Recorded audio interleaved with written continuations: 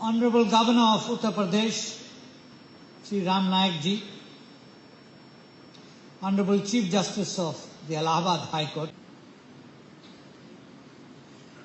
men and women who wear judicial robes are not known to deviate into the unknown, and yet they seem to have embarked on a risky venture in inviting someone unlettered in law to this landmark function today, marking the sesquicentennial of the High Court of Allahabad.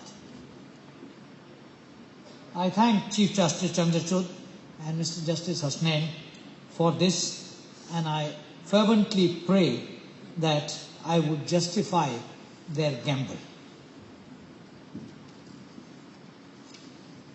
The Allahabad High Court of Judicature is one of the oldest high courts in the country.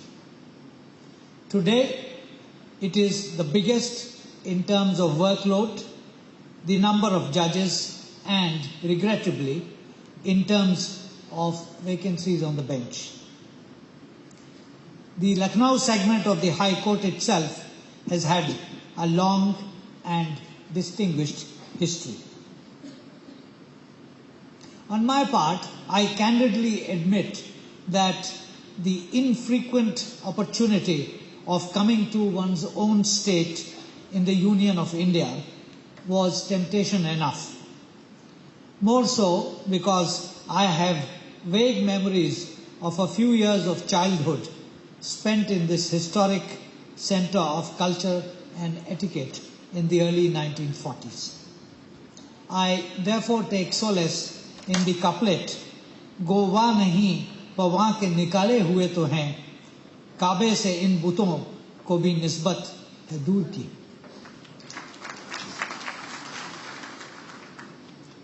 I have a subjective reason too for succumbing to the temptation.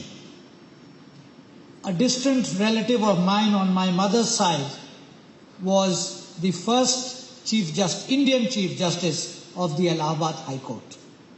I refer to Sir Shah Muhammad Suleiman, who presided over this court from 1932 to 1937 before becoming a judge of the Federal Court of India established under the Government of India Act 1935.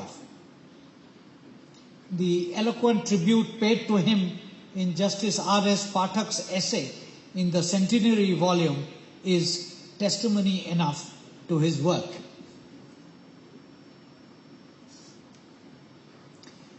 Friends, it has been said often enough that fundamentals of faith must be revisited in order to reinforce faith. One of our articles of faith as citizens of the Republic of India is the rule of law. The term is a part of our daily vocabulary. Its basic purpose, as Montesquieu said a long time back, is avoidance of tyrannical laws or their execution in a tyrannical manner. Its classic enunciation is to be found in Albert Dicey, who needs no introduction to this audience. To him, the essential ingredients of the rule of law were, firstly, the absolute supremacy of regular law, secondly, equality before the law, and thirdly, access to justice and development of law by the judges on a case-by-case basis. As the former Chief Justice of England and Wales, Lord Bingham, put it, it makes the difference between good and bad government. Over time and in different societies, these principles have been challenged, amplified, and modified.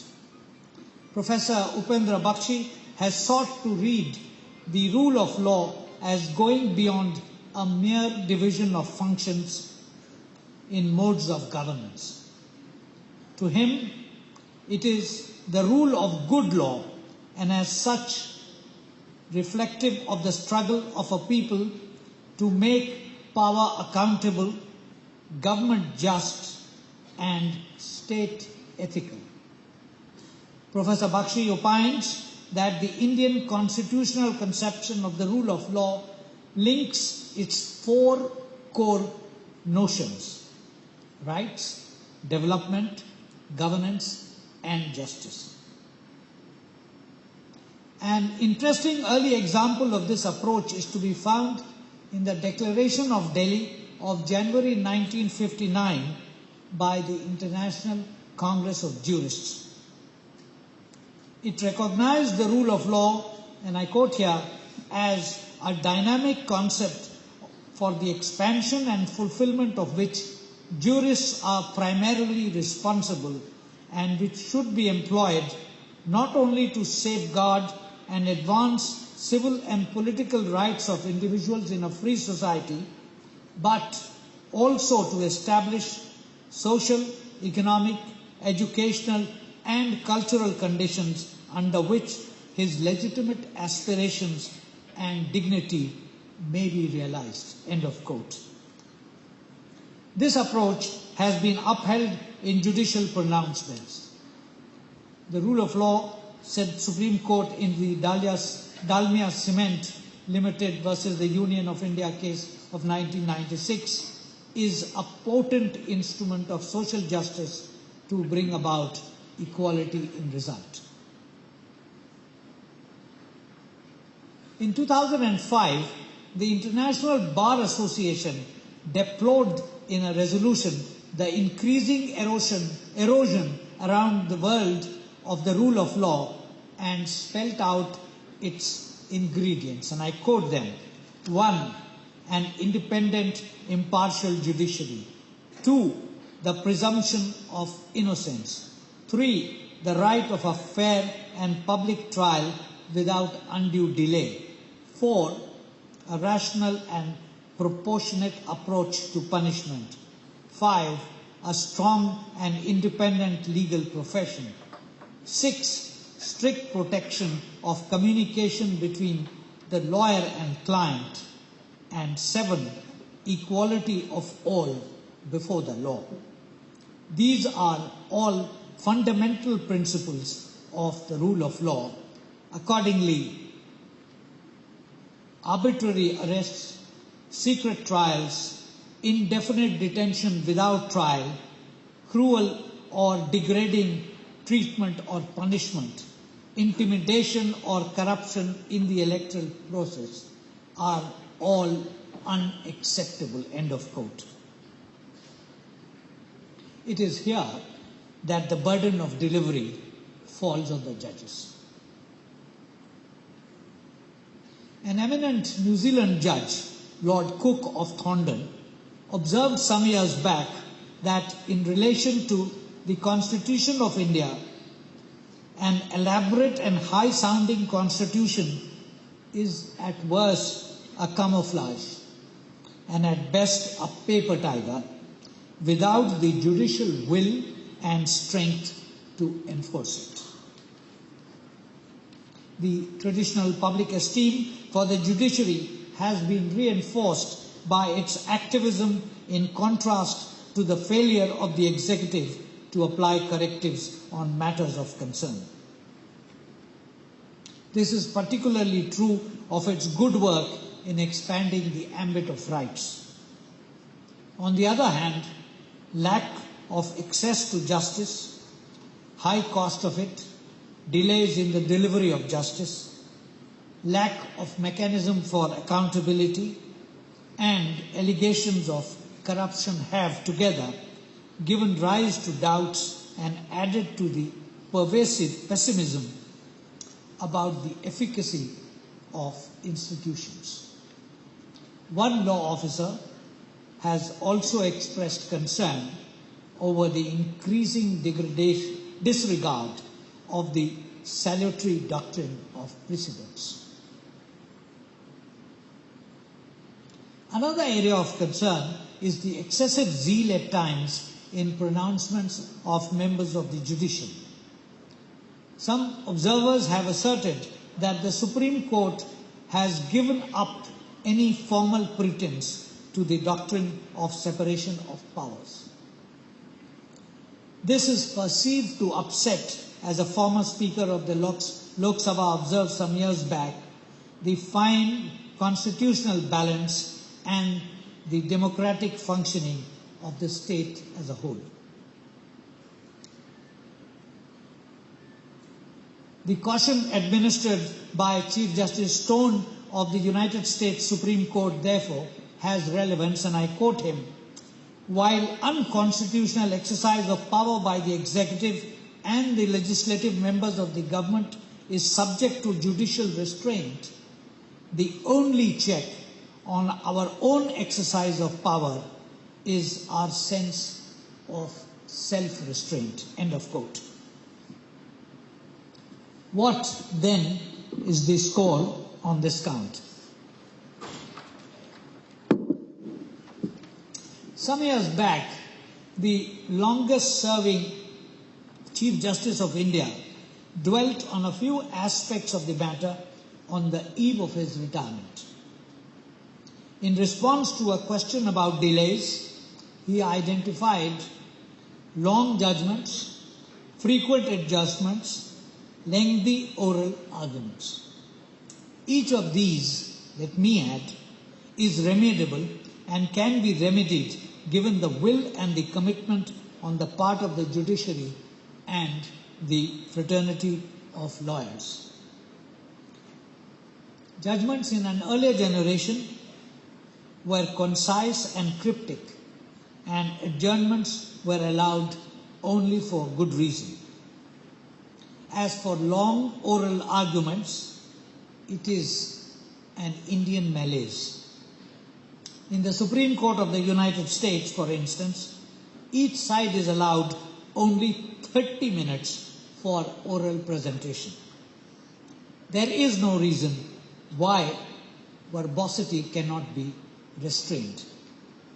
The desire for immortality through pages of law reports can be achieved better through sharp and succinct pronouncements, as was done in an earlier period and has been done by great judges the world over.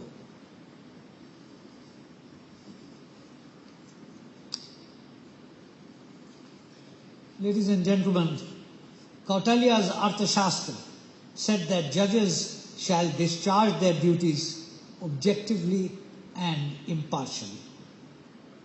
This has been the dictum down the ages in all lands and legal systems. Rectitude is thus a prime requirement in judiciary as in all other walks of life, and must be observed at all times and at all levels. The judicial mind should be so trained as to eliminate subconscious loyalties, and in the execution of justice, he or she should, in the words of the 17th century English judge, Sir Matthew Hale, lay aside his own passions and not to give way to them, however provoked. This brings us to the question of social awareness, particularly in a society like ours with all its complexities and imperatives. The answer here would lie in the letter and spirit of the Constitution and in the expectations and aspirations of the citizens and their quest for justice, liberty, equality, and fraternity. An unavoidable consequence of this is what has been called judicial activism. Even here, however, the requirement of balance cannot be forsaken. The ambit of this was set many years back by the most activist of Indian judges, Krishna Iyer, when he cited with approval an American votary of civil liberties, the journalist Alan Barth. And I quote Alan Barth: "A court which yields to popular will thereby license itself to practice despotism, for there can be no assurance that it will not on another occasion indulge its own will. Courts can fulfill their responsibility in a democratic society only to the extent they succeed in shaping their judgments by rational standards, and rational standards are both impersonal and communicable. End of quote. Here too, a judicious mix can bring forth reasonably satisfactory results. Mr. Fari Nariman, with over 6.5 decades of experience at the bar, has suggested such a mix. And this is what he said. It has been said that judges without a social agenda are not crusaders, but only problem solvers. But they too have uses. I believe the ideal mix for a progressive higher judiciary, which includes the high courts as well as the Supreme Court, is 3/4 problem solvers and 1/4 crusaders. So as Mr. Nariman has said.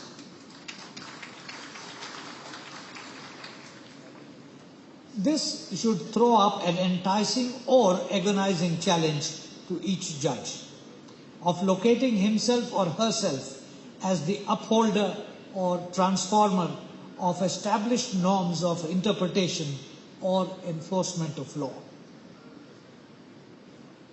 I have one last point. A changing world has made globalization an unavoidable necessity. This, in the ultimate analysis, cannot be restricted to economics and trade policy only, and extends to global standards in all fields, including in the area of dispensation of justice. By implication, the space for local peculiarities is shrinking. The sooner we adjust to it, the better for all: litigants, lawyers, judges. The eventual beneficiary would be the public. I thank you for giving me this opportunity for sharing some thoughts with you today. And I wish to thank